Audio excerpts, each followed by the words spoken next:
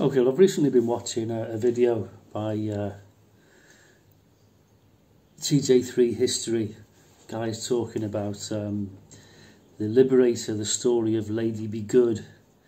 It was a Second World War bomber story. And what happened is the crew of the B-24 took off from Benghazi, which is in North Africa, and they flew to Naples, dropped some bombs, that was their mission, and they fly back to Benghazi.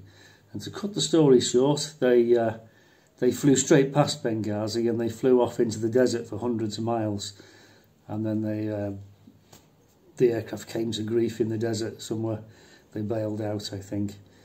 And I'm going to show you now what they did wrong. Okay, I'm not trying to lay blame anywhere, I'm just trying to point out what the obvious is. And if you go to skyvector.com, I have it on here. You can do the calculations for yourself. You can put yourself in Benghazi. You can draw a line. You can flight plan it from Hotel Lima Bravo, which is Benghazi International Airport, to Lima India Romeo November, which is Naples. Okay, so that gives you a heading of 329 degrees, and it's a 600 nautical mile route. Now I went on to Wikipedia and went into the consolidated B-24 Liberator, and I got a cruising speed of 215 knots. Okay, so we put 215 knots into our calculations, and that gives us an estimated time of arrival over 600 miles at 2 hours 58 minutes. So call it 3 hours. Okay, so it takes you 3 hours to get from Benghazi to Naples. Okay. Now the wind is a consideration. Obviously, if you've got a headwind, it'll take you a little bit longer to get there.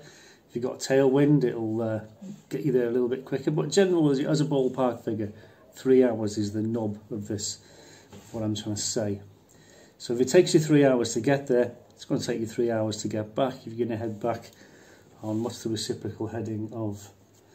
It's 149, call it 150. Okay, it's going to take you 3 hours. So this is why it's important for someone to be awake and noting the time. Okay, because if we've set off from Naples and we're coming back, that's what the navigator's doing with his navigator watch. Look, it's coming back down that route, 3 hours. He's not going to fly for 5 hours. He's going to fly for 3 hours. So when it gets to 3 hours, he says, right, we're here. Can't see anything. Right. Get on the radio. Now is not the time to continue flying into the desert for another couple of hours. Okay. The pilot should have known that. He should have known it was 3 hours there. It's going to be 3 hours coming back.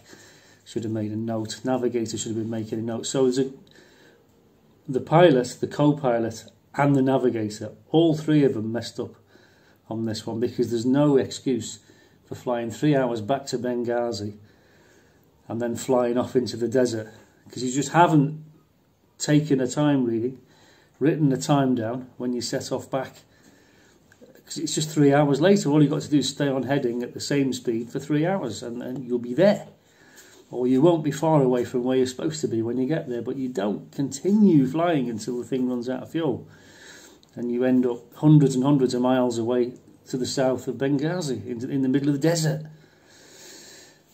It's a very sad story, it is, but it's don't forget, these guys were very young. They were kids, really, and they hadn't had much experience. And time is the critical thing with airplanes, heading and time. Now, another important factor to take into account is the actual range of the aircraft. It was 600 miles to Naples, 600 miles back, there's 1,200 miles. And according to Wikipedia, the consolidated B-24 Liberator with the maximum bomb load had a range of 1,540 miles. So there's the 1,200 used up, and you've got a few hundred miles extra to wander off into the desert with. So the nub of the story is, when your 3 hours are up, it's very important someone writes the time down and the counting away, because when you get 3 hours is up, you should be there. So when you get there, you're calling on the radio, and he actually called his base, and the base answered him, and they let flares off, but he'd already gone past the base by this stage, so he's looking forward into the night. and he doesn't see any flares because the flares are behind him.